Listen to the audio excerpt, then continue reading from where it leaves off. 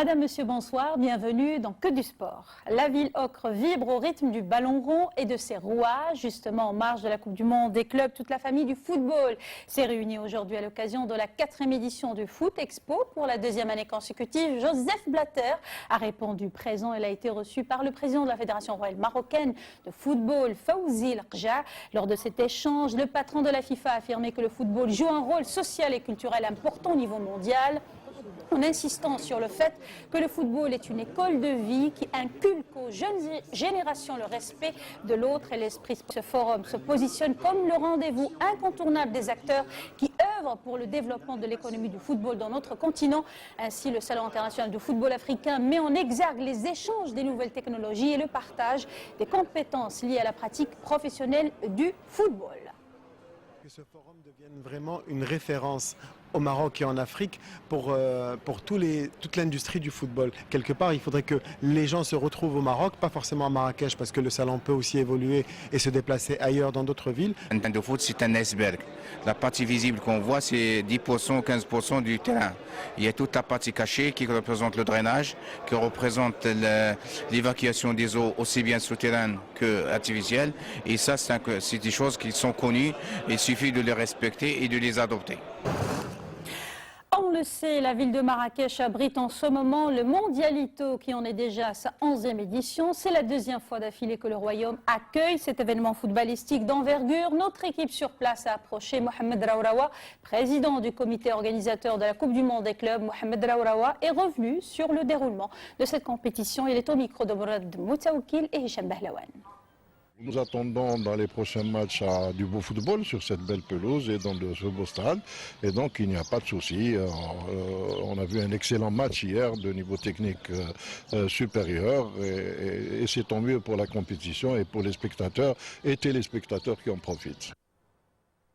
La finale du Mondialito sera aux couleurs espagnoles et argentines. Real de Madrid contre San Lorenzo. Rien à dire du beau jeu en perspective, sachant que les deux clubs prennent le spectacle et l'émotion. À cet effet, l'ambiance était festive hier soir dans les rues de Marrakech après la victoire des Argentins sur les Néo-Zélandais d'Auckland City. Les aficionados seront nombreux samedi soir pour la grande finale. Le point avec Jamal Oual. La marée rouge et marine qui déferle depuis plusieurs jours sur la ville ocre continue d'enchanter la cité habituée à l'afflux de touristes. Les supporters de San Lorenzo ont de quoi se réjouir. Leur équipe favorite s'est qualifiée non sans mal pour la finale de la Coupe du Monde des clubs.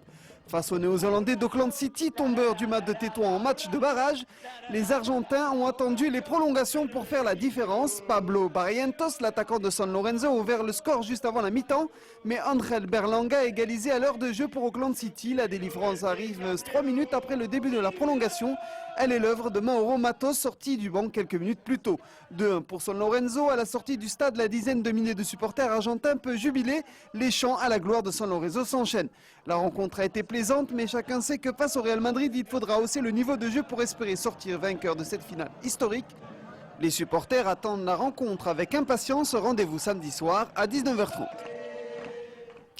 Voilà ce que l'on pouvait dire sur l'actualité footballistique assez riche aujourd'hui. On poursuit avec l'athlétisme. Eh bien, cette discipline est en pleine déroute. Les cas de dopage continuent de faire ravage. Et avec la suspension du coach John Drummond, cela n'arrange absolument pas les choses. En effet, John Drummond, sacré champion olympique du relais 4 x 100 mètres en 2000, a été suspendu 8 ans pour dopage après avoir été mis en cause par le sprinter américain Tyson Gay, lui-même suspendu pour 1 an. L'agence américaine antidopage a donc infligé une lourde sentence et l'accuse de détention, trafic et administration de produits prohibés. Un athlète sous sa responsabilité. Ce scandale est l'un des plus retentissants de l'athlétisme américain.